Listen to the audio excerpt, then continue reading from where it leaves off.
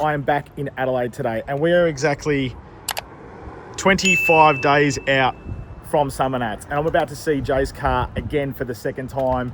I don't know what he's been up to. You've probably seen a bit online, but it's going to be unreal. So we're going to head on down now and check out his Torana and see how much progress he's made. Let's go have a look.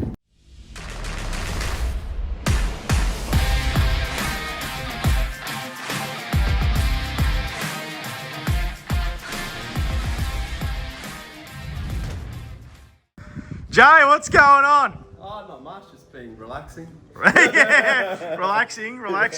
Okay. I call this relaxing. It's good. It's easy if you love it. So yeah. What's the updates, mate? Tell the viewers what are we looking at here? Since you were here last time, it probably is a lot. I can't actually remember at what stage you guys seen it at, but it has floors now, has engine, it rolls, it steers, it's got cooling, it's got the starts of a back seat now, and yeah, so it's a long way in, but it's obviously only 3 weeks since you were here last, and it's only 2 or 3 weeks till Summernats. So this is where we're at as of now, and yeah, just keep chipping away. Keep chipping away. I was here, as I said, I may not have said at the start of the video, but it's the 13th of December. 25 days out. I was here 22 days ago. So when this video goes live in this week coming up, whenever we launch it, yeah, it's probably only going to be 18, 19 days. There you go. So 13th. So that's as good as a newspaper. Yeah. So as you can see, Jay's fitted the motor in now. It's been a bit controversial, but for the viewers out there that don't know what they're looking at, what are they looking at, Jay? They're looking at turbo diesel to start with, but a super impressive turbo diesel. So it's the Mercedes diesel, full mechanical. This, as it sits, makes 600 horsepower, 900 newton meters of torque, revs to 6.5. So on paper, you're like, okay, that's not a, it's not a tractor motor. And for me, it's just a motor I've always loved, I've always desired. So I love learning about new motors and how they work, how they perform, how they feel, how reliable they are. So this is the chosen car for it. So yeah, what you're looking at is a Mercedes diesel in an Aussie muscle car. But yeah, I think it's a performance motor where people might think of a diesel as, you put a diesel in a muscle car. It's like, to me, that's a muscle car motor. But yeah. And we have been seeing the comments online, so thank you for the people that have been going thumbs up. And for those that maybe weren't so happy with it, well, at least someone's doing it. He's doing it. And I'm hoping to change people's view on things like this. It's like, open your mind up a bit. Wild. Like, it shouldn't be fitting in there. And if I take a step back, and you can see where Jay is. I mean, just look at that. You could see it comes up. There's turbo, and it just sits so low. Now, Jay's probably 6 foot. I am 2, 6 foot. 6 I foot. thought I was shorter, but yeah, about 6 foot. I'm 5'7", and it's up to your belly button. Yeah. This car is so low. You can well and truly wash the roof on this thing. So yeah, it's really low. It's obviously my thing. I love low cars. I love the stance. Yeah. I love that kind of, like, even back in the 80s and 90s, the pro street kind of look at Summernats, and I grew up seeing that, the super low cars, wheels fitting well, and I'm into Japanese cars personally. I love Japanese styling, so it's Japanese styled with an Aussie car, and it's just my take on a Torana, I guess. Yeah, you've definitely brought that flavour across, and I guess for the viewers now looking inside the car, you can really start to see the tunnel work, the fabrication work coming together. When we were last here, you would have seen that the floor was kind of all open. Wasn't even put together. This got put in yesterday, so we're almost sealed front to back. Our chassis is all welded off.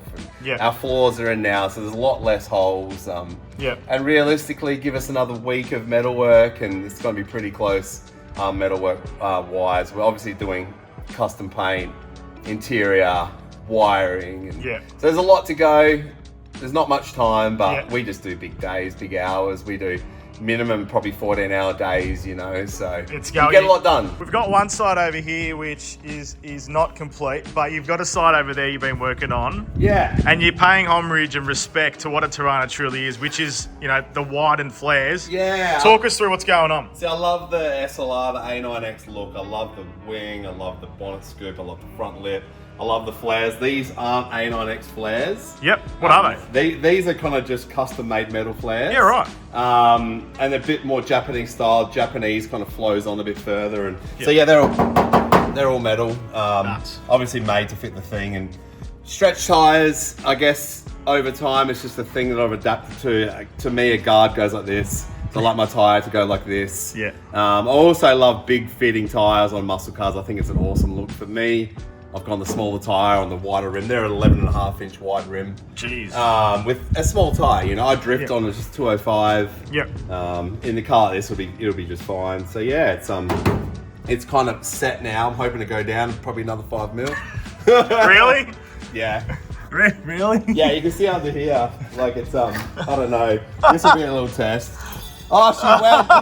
It went under. Yeah, it's like 20 mil tape roll, so it's over 20 mil higher, which is pretty cool. But it could go lower. It'll just work, dude. It's same deal. It's why I run these products. I run a Shockwork suspension, and this car will work. This car will drive, and I'll take you for driving the VL soon. You'll be like, drive so nice. Why? And it's this low, you know. It's like I said, it's a recipe. I know, like. A lot of the guys watching this put Jag rear ends and L300 van or HQ front ends. It's what they know. It's what they've all done. For me, this is what I do. This is what you're doing. Question you might have is, how is this thing going to be structurally okay? I mean, there's so much cutting with the floor and changing it from what a Torana was in terms of how it came out of the factory back at Holden. Yeah. What have you done in terms of the structure of the car? Oh, look, I would think this is way stronger than a factory Torana. A factory Torana has basically like a C channel chassis that goes halfway down the car and it just ends. There's nothing more than your box seal panel holding this car together. Yeah. So now we're chassis front to back. Yeah. We're chassis side to side, completely welded in. We're about to be another section here to grab the back of the seat, but I would say this is stronger than any factory Torana, like without a doubt.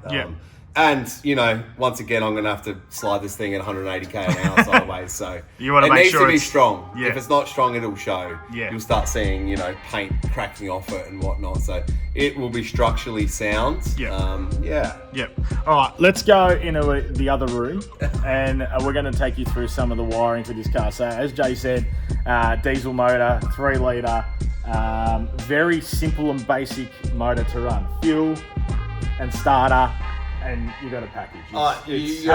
You're running. So when you're doing, you know, if you got a VN, you're doing an LS conversion, you want to make your mint, you want to put some power in, you get an ECU, you know, there's so much to it that you don't think about. And in this instance, it's like you're kind of taking out wires and putting them in other places, like your pedal box, like your clutch. And it's all, once again, you know, we'll spend a day putting a pedal box in this thing. I guess if you had a factory Torana and you had a pedal box, you might spend half a day detailing and painting it. We're going to modify this car and make it fit, and then all of a sudden we've got to have switches on all our pedals, and because we run an electronic gearbox, so it's complicated but simple. But let's go have a look. Let's go have a look at this wiring. Let's go have a look at the other mastermind that's giving you a hand, mate. Hey, nice t-shirt, mate. Where'd you get it from?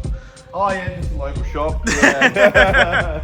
I wore it especially today because I've normally got holes in everything. Yeah, he didn't know it was coming. I just flew in again from Melbourne. All right, what's going on? This is Phil. Phil works here. Phil's the local, like, universal man that just does everything. Yeah. Look at him, he is. Phil looks a bit stressed. Variety. This is actually his happy place. Okay. He's stressed when I get him to do some random shit in the yard out there. But yeah, so Phil's a wiring guy. This is literally look at this. His happy place. So holy moly! So the viewers the out beginning. there, This is one day in of wiring. You know what I mean? So this is truly the beginning and the planning stage. So Phil's just sitting there and nutting out.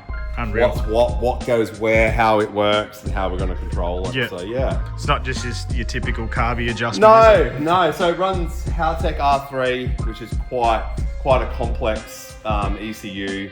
R3 has like a PDM in it, so it'll control your tail lights and your headlights and all that if you want to. Yep. For us, we're not running injectors or coils. Yep. But basically everything else. But we're running we're running everything else and more, because all of a sudden we've got e-throttle. So we've got a step like a motor to control the throttle, and we're running NOS and a NOS blanket and a purge and a freaking NOS solenoid and a vacuum pump to switch the motor off, and a Prius electric steering column. Yeah, I said it. Prius electric steering column, bit of a Toyota. Yeah. Wow. I haven't got glow plugs. You know, I don't know if it's optional for Australia. I know a lot of our diesels we mess with. We haven't even plugged the glow plugs in because our climate's obviously warm enough. But it's just it's complex wiring wise, just because of all the little gadgets and things we've got to make this thing work. And then we've got the 8-speed, you know, so that runs a turbo lamic. So that the gearbox runs its own ECU, which we'll have to tune. Yeah, which will probably be the day of Summernats. So if you see us putting around and in and out, we're probably tuning the gearbox. He's tuning it. Now, Jay called me the other day. He goes, "Mate, I need some stuff." I said, "Right, we'll get you sorted."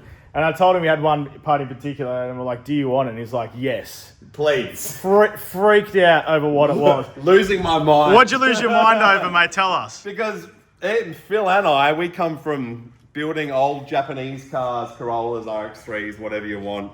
And for us to get this here, we're going to the wreckers and we're pulling apart 6 cars, random cars, to get these sockets. And then we're coming back here and we're gluing them together. to think that you guys get to buy this item, I walked in and Phil's like losing his mind. But it's crazy to us. It is absolutely crazy. Nuts. But there it is. Wiring harness for your Torana. Nuts. Too good. Too easy. Too good. So it's literally going to save us some. Even if we do end up cutting it and replugging it and routing it in a different way, it's just this area here, what that is saving us, and just having that perfect socket, crazy. Jay is like in so deep with his car. The poor thing's just sitting here waiting to be painted, waiting to be running. But right now, we're going to pay a little bit of respect to what the build was a couple of years ago when you built this VL for Summernats. Yeah. Also cut it fine. Confused a lot of people. And my first experience with rest vets. Like, unintentionally. Yeah, it really was. I wasn't even working with you guys. I linked up with you guys in any way, and we worked out that you could buy bumpers and lights and tail lights. And so you're telling me this whole car, everything, like what's res? Point it out. Everything. Res, all that. Headlights, tail lights, all the... Look, it's looking a bit rough now. It's done 2 years of drift. It's travelled to New Zealand. Yeah. But yeah, all rare spares. Front lip is not. You probably should start making them. All the trims, everything. The rubbers and stuff, Rubber kits, tail lights. Badging is not, because it's not a VL turbo badge. It's a rotary. was 5.0. Yeah, so everything was from rare spares. Yeah. That was my first introduction to this Lego style building of cars where you just buy it and clip it on. Nuts, man. Yeah. Nuts. All right, shall we hear it start up? Yeah. Let's do it. Imagine it doesn't.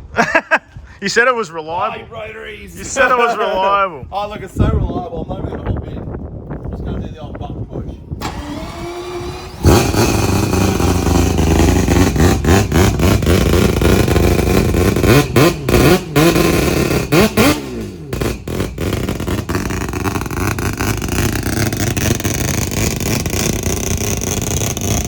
What happened?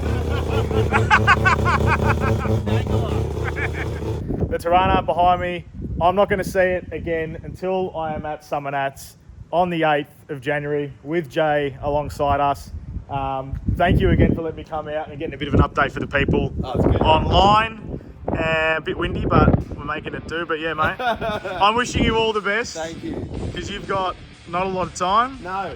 And a lot of work. I got a lot of hours in the day though, so it's all good. Yeah, well, that's why I need to get out of here. Yeah. I'm wasting his time. We're just a slice and go. Get out. Back on your plane, mate. Yeah, very nice. But anyway, guys, thank you for watching. Jay, good luck. Thank you. I'll see everyone at Summernats. All the best. Like, comment, and subscribe. And next video will be something we haven't done before. We are doing a Rare Spares road trip to Summernats, so make sure you are staying tuned on our YouTube channel because we are driving up to Summernats this year with a bit of a convoy, with a bit of a crew, a couple of old school cars, stopping along the way, checking out a couple of cool car museums, and we're also getting to meet someone else on the way up and checking out a Unreal junkyard just out of Canberra. So see you guys there. Take care. See you soon. Have a good one.